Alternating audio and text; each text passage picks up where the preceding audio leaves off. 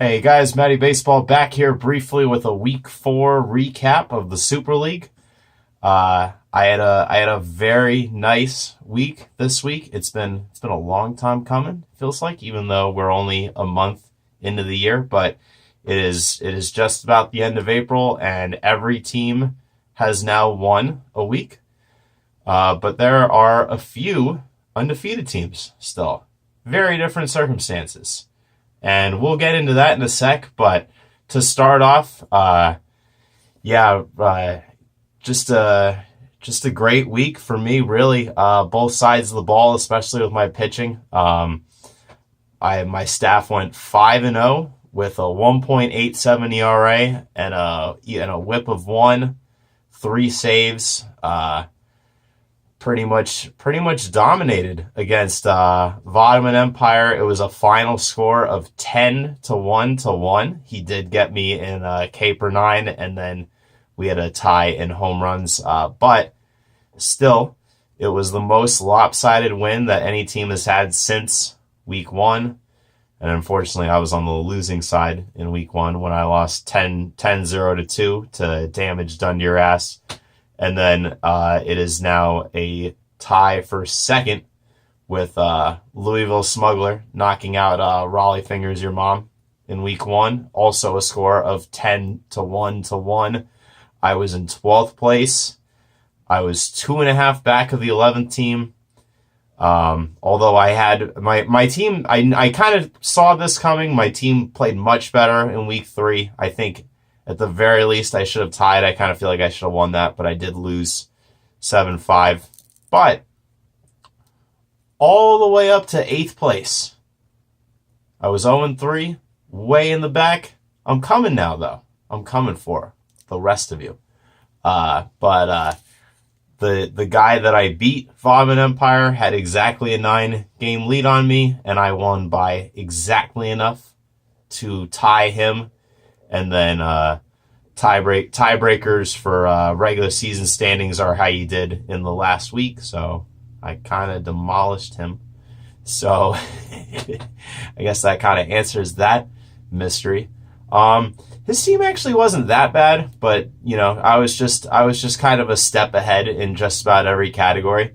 He actually only had one pitcher lose, Mike Leake, on Saturday night. Otherwise, it would have been potentially a whole week with neither of us having a pitcher losing a game.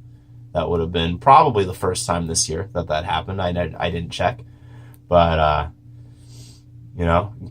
Clint Frazier got hurt for him midweek. That was kind of a tough loss. Byron Buxton, couple big games on his bench. Could have swung categories. I was kind of getting nervous at the end. At one point, he flipped it to 8-3 and was threatening to make it even closer. But my team did respond and finish the day strong, finish the week strong. And I feel good. But for the rest of the league, the biggest story I think was Shane's team seemingly having a big upset over #Damage Done to Your Ass. But there is a minimum inning pitched requirement for our league of 20 innings. And Shane's team only came up with 18 2/3. If we were in just regular default Yahoo settings, he definitely would have met the requirement. I forget, it's either 10 or 12 innings required for the week. I mean, that's just, and I think our rosters are slightly bigger too. We moved up the limit for a reason, and usually it'll come up where somebody has to forfeit a bunch of categories, but it usually won't be until later in the year. It's kind of weird that it happened in April. But #Damage Done to Your Ass has had just about as fortunate of a start to the season as you can have. He played teams in the first 2 weeks that just played like dog crap, and then he lost to Raleigh Fingers. Like, that matchup was over. He needed Max Fried to either lose on Sunday night or have his whip suffer just enough. Fried was dealing. The Braves won big that game. And then he gave up a couple of hits at the very end before getting pulled. And then Terry was just able to pull out whip because of that. And Raleigh, fingers your mom, was the latest team to suffer some really bad luck against this guy. And it just happened again. This time he actually lost 7-4-1. His team was terrible this week. 4 home runs, 193 on base percentage. I'm sorry, that's batting average. I wrote that down wrong. 193 batting average. We used to have on base percentage last year. His pitching, not terrible, but a little below average. A 3-4 record, 4.47 ERA, 1.49 WHIP. Pretty good K per 9. That was a category that he was able to win. But because Shane did not meet the minimum pitching requirements, he forfeits all 6 of those categories, which he had initially won 3-2-1. The matchup swings all the way to 8-4 in favor of Terry.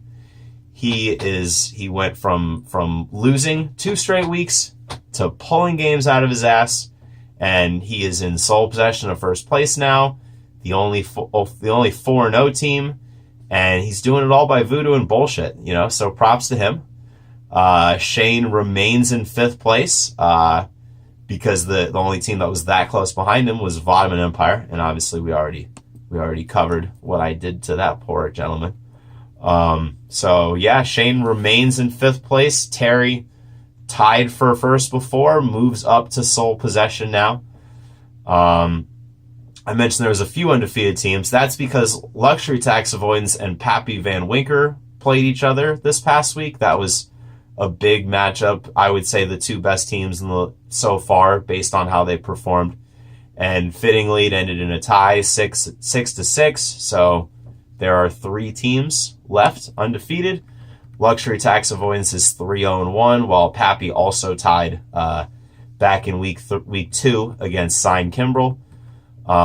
Luxury's offense dominated. He had 5 different players with 2 home runs. He's actually a plus 17 in the hitting categories on the year already. And his team is 4-0 in 4 of the 6 hitting categories. Runs, home runs, RBI, and OPS. And then he's 3-1 in the batting average. The only other person that is 4-0 in even one category is Pappy Van Winker with 4-0 advantage in the saves department. So tough for Luxury to snap his winning streak this way, but I think a 6-6 tie against Pappy you'll take. Those are 2 teams that are going to be around for a while. Pappy remains in 3rd and 3 games back of Luxury Tax Avoidance, but now 5 back of first place. Luxury owned the tiebreaker over #damage done your ass, and now he falls all the way to 2 games back because Terry is just the luckiest person on the planet. But there's not much you can do about that. 2 other teams got their first win, not just me. One of them all of a sudden is in 6th place, Rocky Mountain High, with a pretty dominant performance over Raleigh Fingers Your Mom. He won 9-2-1. Rocky had 16 home runs. I think he had 50 runs, 7 steals, sub-3 ERA, 1.01 WHIP, a K per 9 over 10.5. Just an all-around great performance. Pretty much as good as anyone performed for the whole week. Raleigh's offense actually did pretty good in its own right. Tried to match Rocky, but didn't get much progress there. And then the pitching was just a train wreck this week. He got bad starts from pretty much everyone on his staff. And then even his bullpen gave up 7 runs in 5 2/3 innings. So, rough week for him. And now he has lost. He's had 2 of the 4 worst losses in the league this year, in week 1 and week 4. And in large part because of those, he is in last place, even though he won in week 2 and he probably should have won in week 3. But Raleigh Fingers Your Mom is in last place, 6 games behind Rocky Mountain High, now the 6th place team. The other guy to get on the winning board, congratulations, Sign Kimbrell. He almost did it in week 2, finishing with a tie against Pappy Van Winker. So he remains in 7th place because he got jumped by Rocky with his dominant win. But he won 7-5 over Louisville Smuggler. That's a nice win over a very legitimate foe.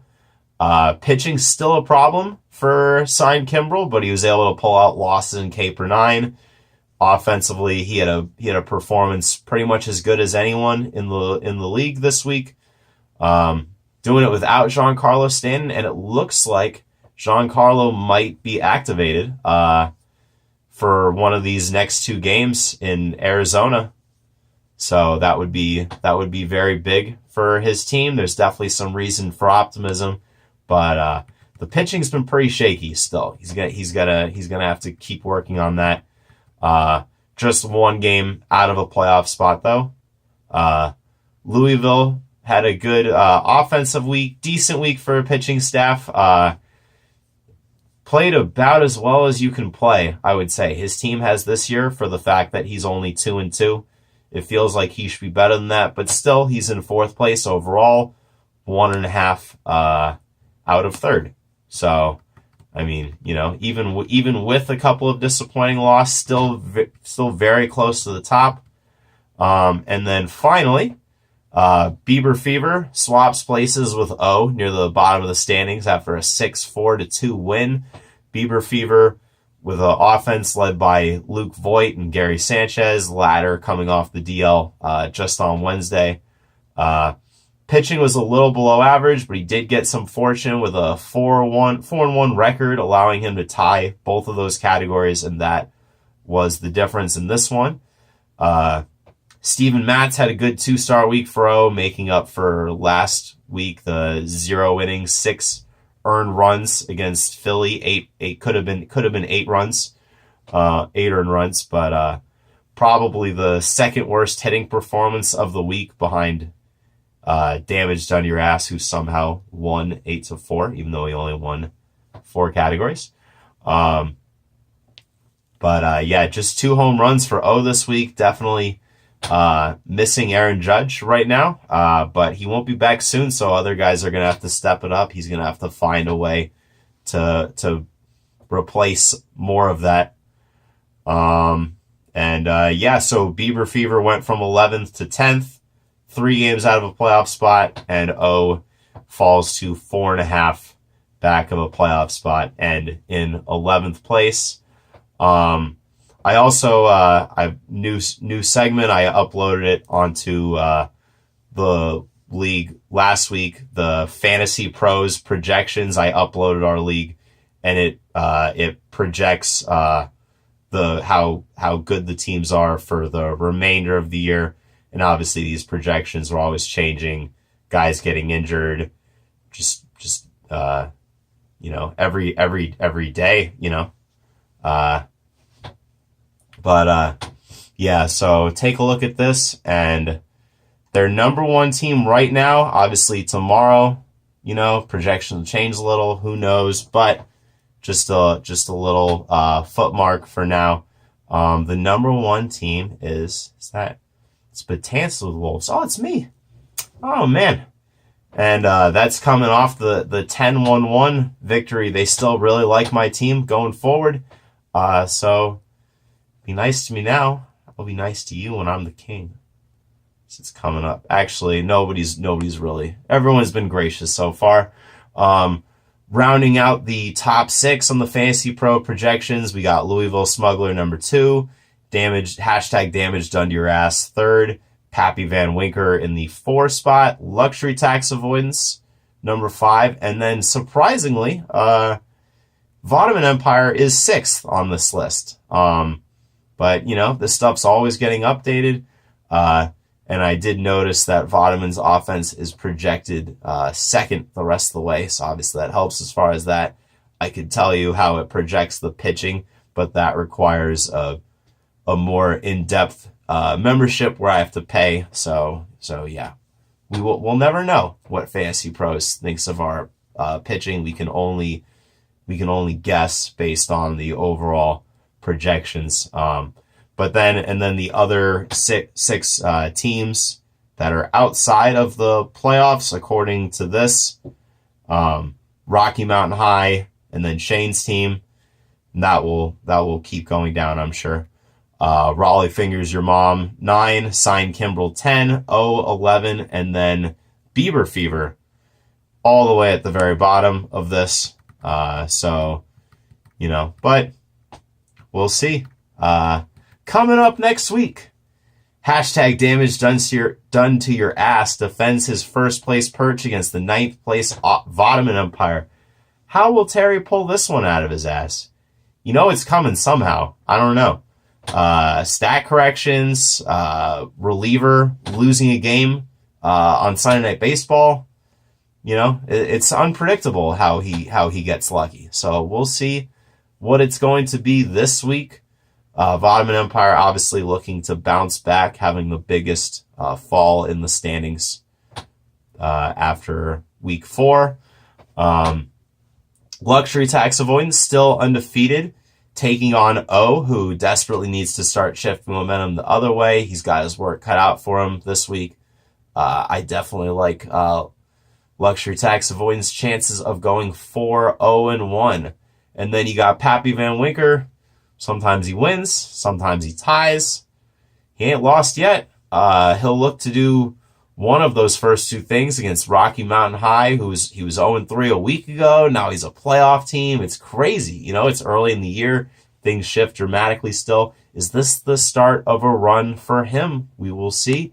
And then we got Louisville Smuggler trying to stay in the top 4, even though he's coming off a couple losses now. Got a favorable matchup this week against Bieber Fever, whose team hasn't looked nearly as good as it did in week 1, quite frankly.